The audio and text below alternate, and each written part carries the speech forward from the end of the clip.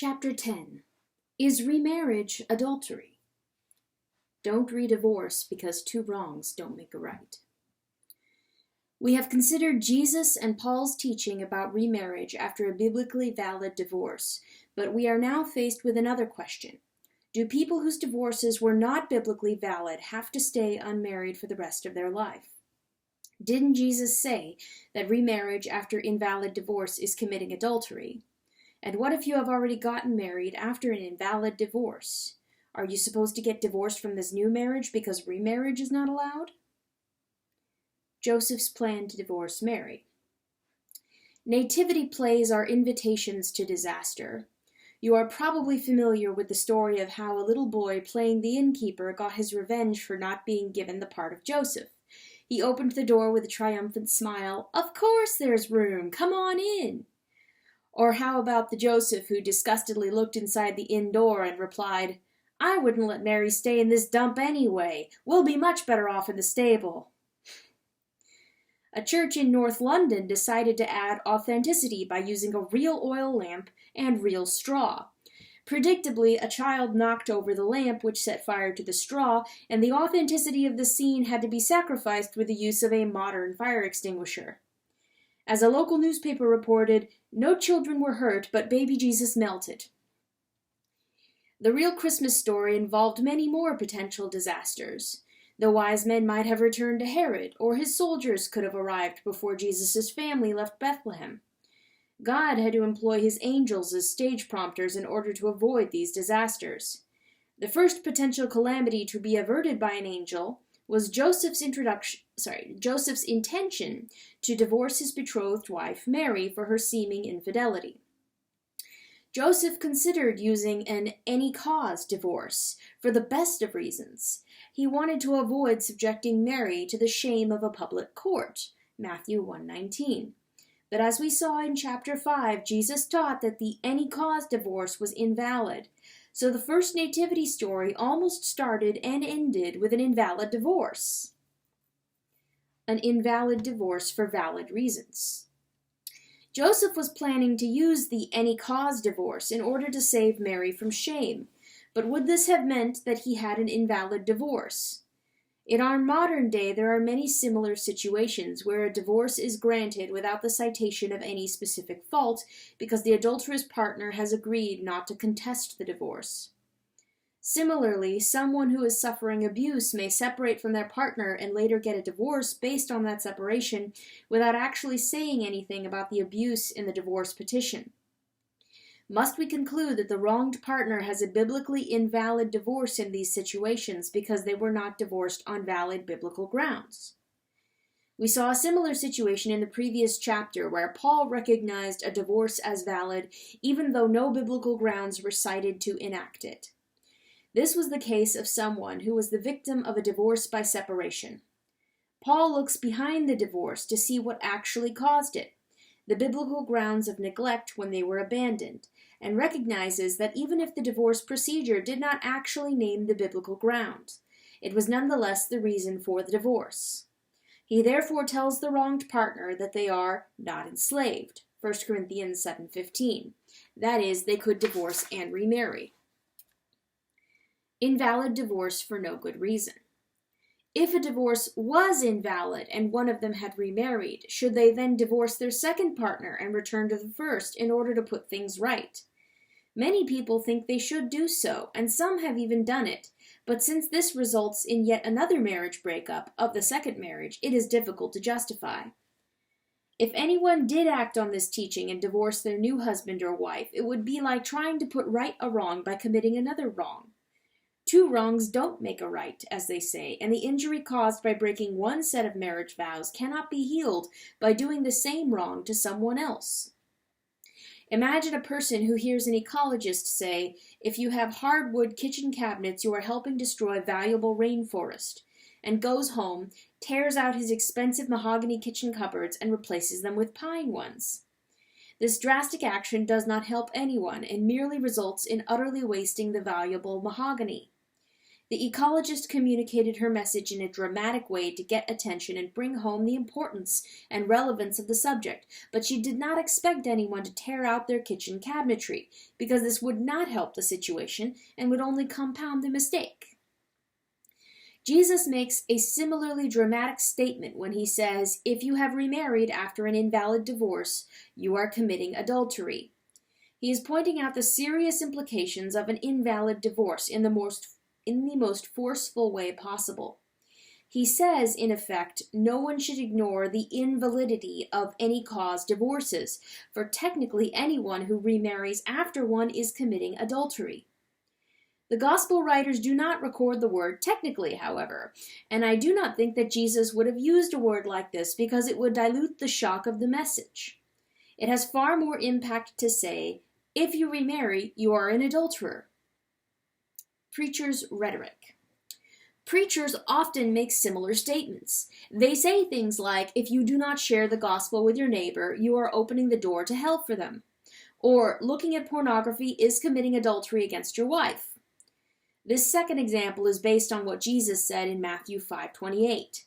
Everyone who looks at a woman with lustful intent has already committed adultery with her in his heart.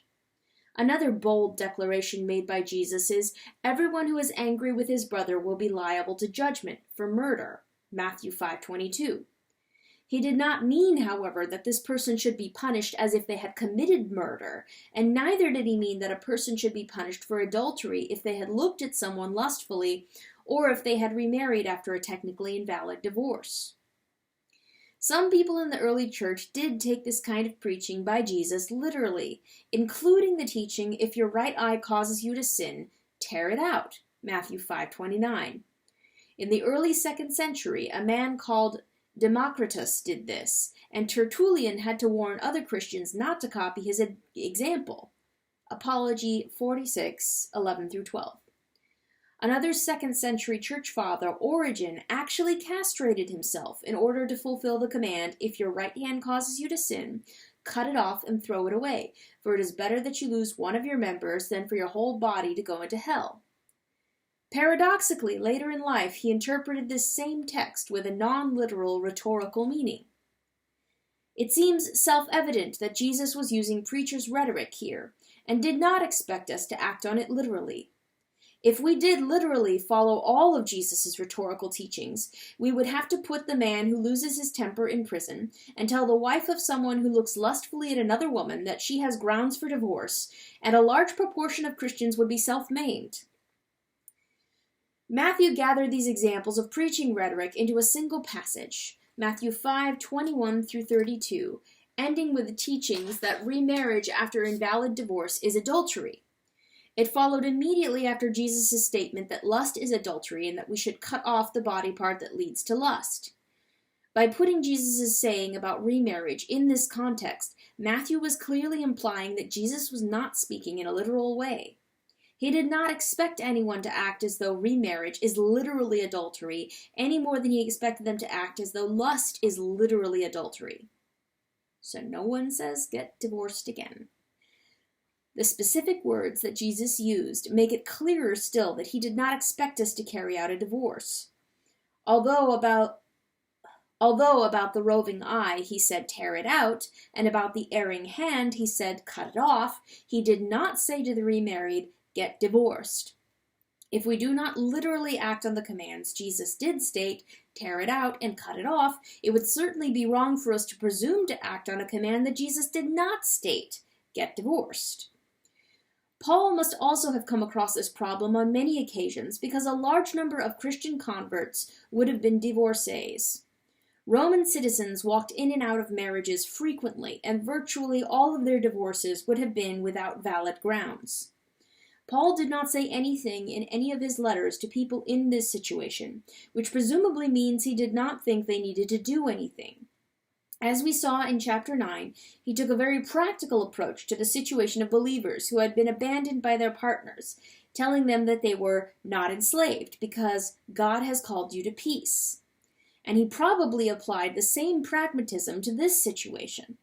In other words, he treated their invalid divorces as if they were actually valid, on the pragmatic grounds that the divorced and remarried person could not now put things right. Therefore, although Jesus pointed out that virtually all Jewish remarriages were technically adulterous, neither he nor Paul told these remarried couples to get divorced or to try to rectify the situation in any other way. Invalid divorces before conversion. Some churches say that a new Christian starts their life from scratch, so that an invalid divorce that they had before they became a Christian does not count. This is based on the assumption that any vows they made before they became Christians were not taken before God, so they do not carry the same force. This view implies that God disregards the vows of non-Christians, and that the marriages of non-Christians are somehow less valid. It also implies that a new Christian's present marriage may be substandard because they made their vows while they were still non-Christians. Although most churches that have this type of policy would nonetheless affirm the validity of marriage vows by non-Christians, their standpoint still assumes that vows made before a person became a Christian can be broken, whereas vows by Christians cannot.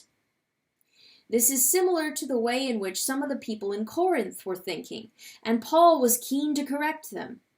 When they became Christians, they started to regard their former life with contempt, and for some of them this included their marriage partner. They thought they should divorce their non-believing partner in order to be a better Christian, but Paul tells them they are not allowed to do this. 1 Corinthians 7:12-14. He says that if their unbelieving partner is willing to stay married, the Christian partner should certainly not be the one who breaks up the marriage, because God recognizes a marriage between non-believers just as much as a marriage between two believers. Paul tells Christians to remain with their non-Christian partners if it is at all possible, and he does not regard a marriage that was contracted before they became Christians as any less permanent than the one that is contracted after. He does say that if the unbelieving partners want to leave, then believers should let them do so. This does not imply that breaking up marriages to non-believers is less terrible than breaking up marriages between believers, but simply that they have to let unbelievers leave because there isn't anything they can do to stop them. When we become Christians, we are new creations, and we start from scratch without sin. But we do not start from scratch with regard to our marriages and other commitments, such as loans and business contracts. We should be even more committed to keeping promises and vows that we made when we were not Christians. Deciding innocence or guilt. Although we have found that remarriage is possible even after an invalid divorce, this does not minimize the sin of breaking up the previous marriage. Like any sin, it can be repented of and forgiven. Yet some churches consider this sin so serious that they will refuse to remarry the guilty partner after a divorce, or either partner after a groundless divorce. I do not agree with this position. As I said at the end of the previous chapter, I think that a church should remarry someone even if that person has forced a wronged partner into a divorce, though only after that person has gone back to their former partner with a genuine offer of reconciliation and has truly repented of this sin. But I can appreciate that some churches will not want to remarry such people on these premises, and this is, of course, a perfectly valid decision for them to make. However, churches that have policies based on innocence or guilt in a divorce need some kind of procedure for deciding what actually caused the breakup of the marriage. It is very difficult to decide guilt and innocence without a court trial, because without the formalities of evidence and cross-examination, it is usually the loudest people who get their viewpoints heard, and the other partners are often unable to present their sides of the stories. But even if divorces go to trial, a secular court does not decide guilt based on the biblical basis of breaking marriage vows, and so the church is still left without any authoritative decision. In some churches, the elders or bishop may wish to investigate the divorce. As I suggested at the end of chapter 8, though, it is very difficult for others to really know what takes place in private behind the facade of a normal marriage. I have come across too many instances where a wronged partner is ostracized by a church, the wife of a highly respected minister who in private has been abusive or unfaithful, or a husband who is assumed to be guilty of some unknown sin because his wife has walked out on him. Only God can reliably judge who is guilty and who is the wronged partner. In any case, by the time most marriages break up, both partners have broken their vows to support each other. My own practice, therefore, is not to attempt to judge who is innocent and who is guilty. I feel that it is better to leave justice and forgiveness to God. This does not mean that we should ignore the sin of breaking up a marriage, but we should remember that we are not the ones against whom the sin has been committed. The people who break their marriage vows have sinned against their partners and against God before whom those vows were made, and they should ask forgiveness from both of them. I therefore always have a service of repentance for broken promises before any marriage involving a divorcee, as explained in the next chapter. Conclusion. Divorce is forgivable. We have seen that the sin of marriage breakup is very serious, but God forgives a repentant divorcee just as he forgives all other sinners. That does not mean there will not be consequences to suffer as a result of this sin. All divorces cause suffering, and the suffering from a marriage breakup can last a lifetime. But it does mean that the consequences of the sin can stop getting worse. Therefore, a remarried divorcee should not divorce his or her new partner, because this would be the cause of even more suffering. Interpreting Jesus' words in this way would be as erroneous as concluding that we should literally cut off parts of our bodies that cause us to sin.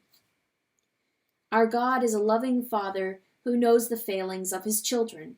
He knows the foolish and self-destructive things we do, and he helps us to prevent them and brings healing afterward. He offers us wisdom in his word, warning us not to break marriage vows. Then he tells us to reverse our foolishness if it is still possible.